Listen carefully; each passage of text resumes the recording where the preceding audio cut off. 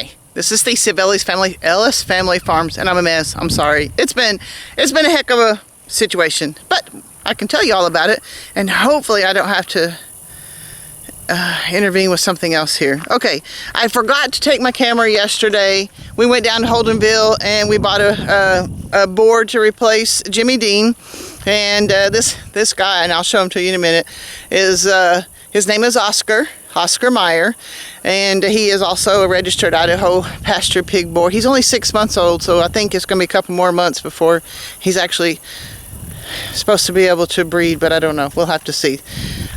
We brought him home last night and unloaded him. Let me show you.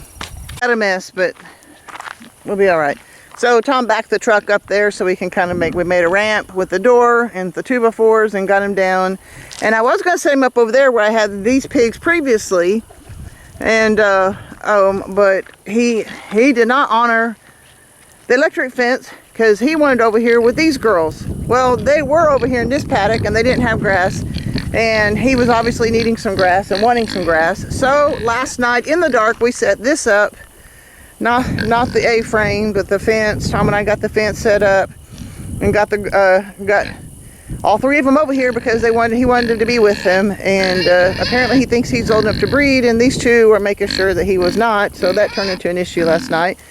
And so they kept getting out last night. We got him in, and so I am tired, sorry.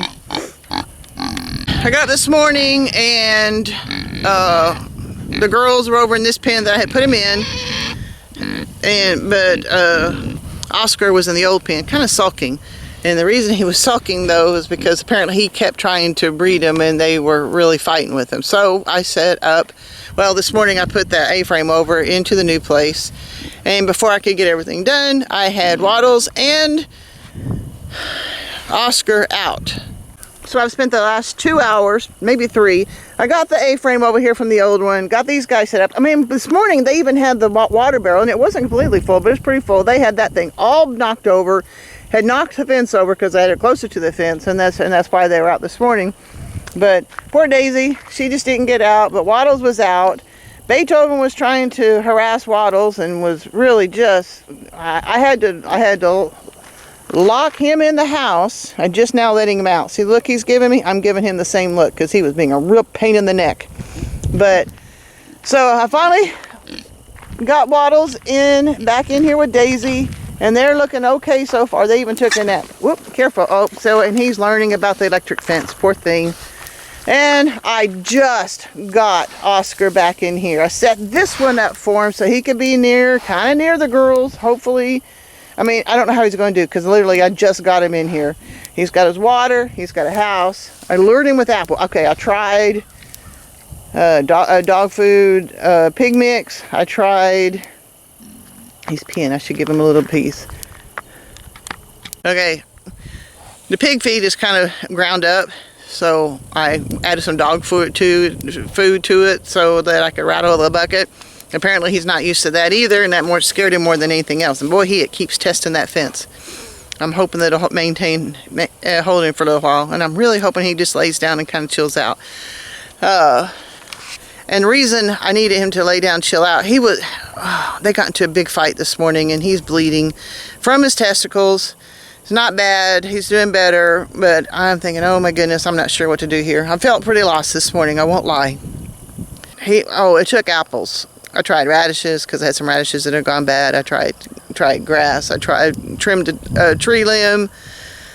The dog food pig mix didn't work. I don't know, a lot of things, but the apples worked, and I'm so grateful. So Beethoven's back out. He's not trying to eat any pigs. We're still trying to keep an eye on Oscar, see if he can get settled a little bit.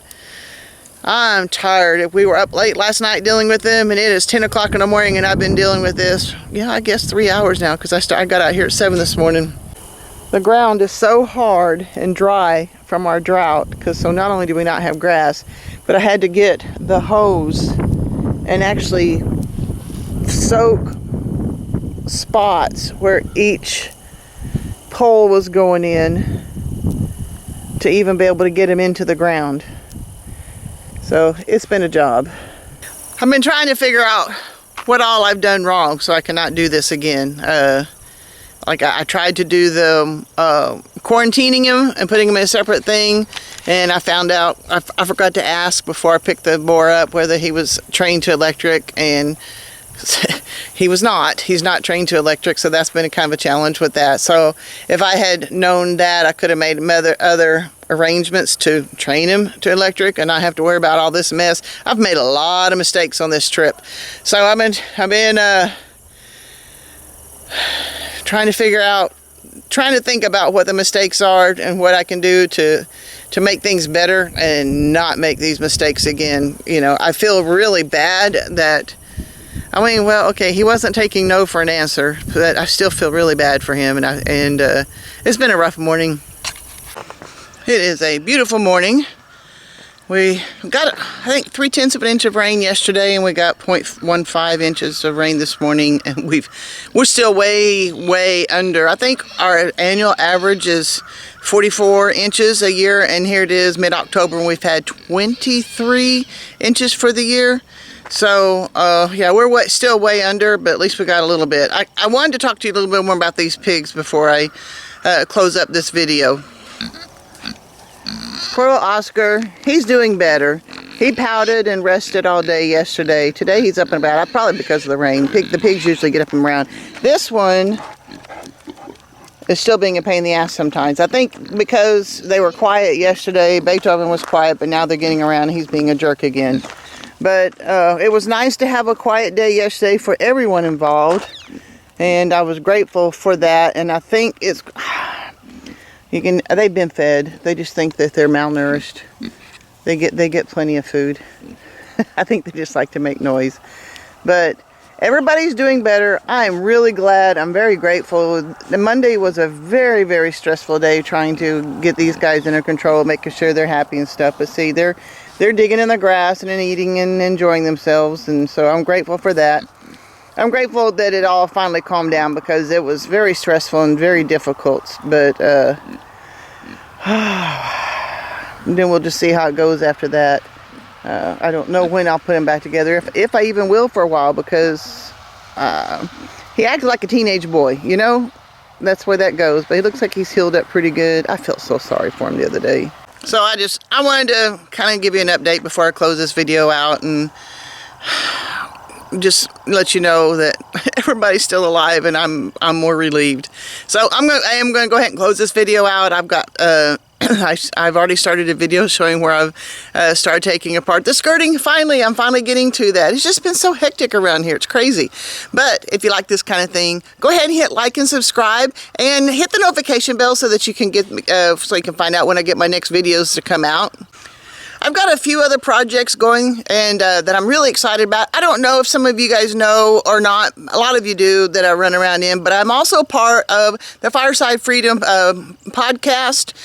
They have live streams on Tuesday evenings from 7 to 8, and but if you don't do live streams, it goes on all the podcatchers or whatever you call them, you know, Fountain and iTunes or whatever, all of those. You can catch the Fireside Freedom podcast. Sorry, my brain glitched for a moment there. And we have a good time. There's several of us that sit around and talk about whatever. Last night we talked about brewing mead and making wine and the different types of wine and different other types of fermentation. It was very nice. I was not able to be part of that one. I was in the chats because I had a basketball meeting last night, and then because I was coming in late, I was not actually in that podcast, but then some of my comments made it into the podcast too. And that's kind of fun too, just sitting there typing in and saying anything you want to. And if they like it, they say something. I don't know. It was fun. I'm enjoying doing that podcast, and I am seriously, it hit me yesterday. I've been fighting this for a while. I'm thinking, oh, what do I have to talk about? I don't know what to talk about. And then I got to thinking, oh my gosh, I've always got a story. And I think I'm going to start a podcast. I'll let you know. And I even know, yesterday I'm doing chores. I'm going, I got to do a podcast, and it's going to be called This Grandma's Life. So I'll let you know when that comes out. But right now, I'll just tell you about Fireside Freedom Podcast, and come and join us. It's fun in the live stream. But if you're busy like me, go ahead and just listen to it on the other podcast streams too. So it's cool. I love it. I love my life out here, guys. I am loving the life that I'm developing. I've got a long way to go. Long way. But I'm still grateful for every day that God gives me. I'm still grateful that He gives me the strength and the ability to do a few things around here and gives me something to work toward. And that's what I hope for you. I want you to have something that gets you up off the couch every day, that gets you out of the recliner, that gets you out of bed. Some days I know it's hard to even get out of bed, but that's okay. Find something to get you up so you can live. Live until you die, guys. God bless. I'll see you next time.